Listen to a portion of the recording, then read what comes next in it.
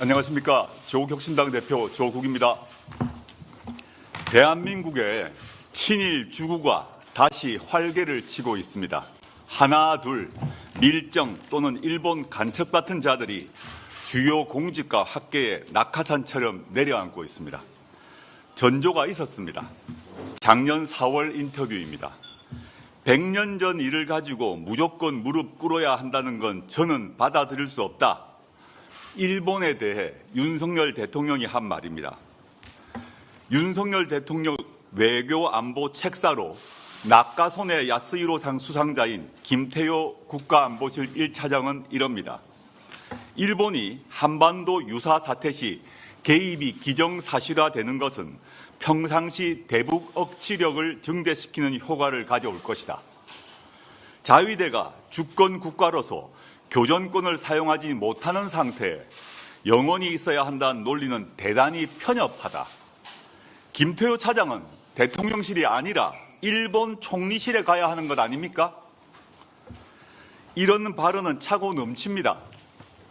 우리나라는 친일 청산할 것이 없다라는 김광동 진실화해위원장, 일제 때 쌀 수탈이 아니라 수출이라는 김낙연 한국학 중앙연구원장, 준비 없이 근대화 흐름에 따라 밀려왔기에 실패했다는 이배용 국가교육위원장, 급기야 1945년 8월 15일은 광복절이 아니다라며 광복을 부정하는 김형석 씨는 독립기념관장이 됐습니다.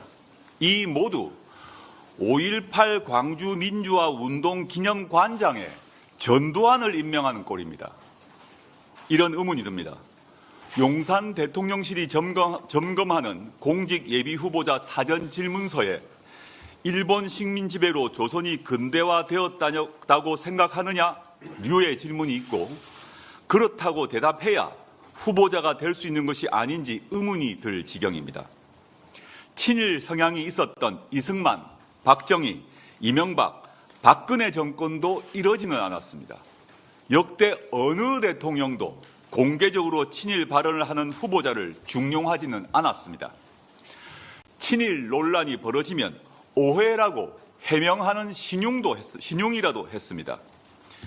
이 정권에서는 그게 뭐가 문제냐라면서 당당히 반박하고 나섭니다. 검찰 쿠데타로 정권을 잡더니 역사 쿠데타를 획책하는 것입니까? 밀정을 국가 요직에 임명하는 자가 바로 왕초 밀정입니다. 외교부는 일본이 사도광산에서 강제노역 역사를 지우는 것에도 방치합니다. 그래서 무엇을 얻었습니까?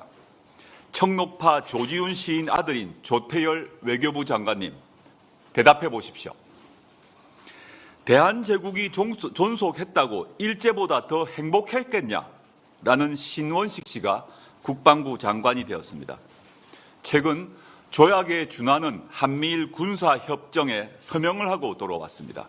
머지않아 독도 앞에 우길기를 단 일본 전투함이 출현하고 한반도에 일본 자위대 파견대가 들어오는 끔찍한 상황을 상상하지 않을 수 없습니다. 윤석열 친일파가 가장 나쁜 부류에 속한 이유가 있습니다. 잔혹한 식민정책의 강제성을 교묘하게 부인하는 것입니다. 위안부, 징용, 수탈도 강제가 아니라 합법적이었다는 식입니다. 일제의 한반도 식민지화를 긍정하는 매국적 발상입니다.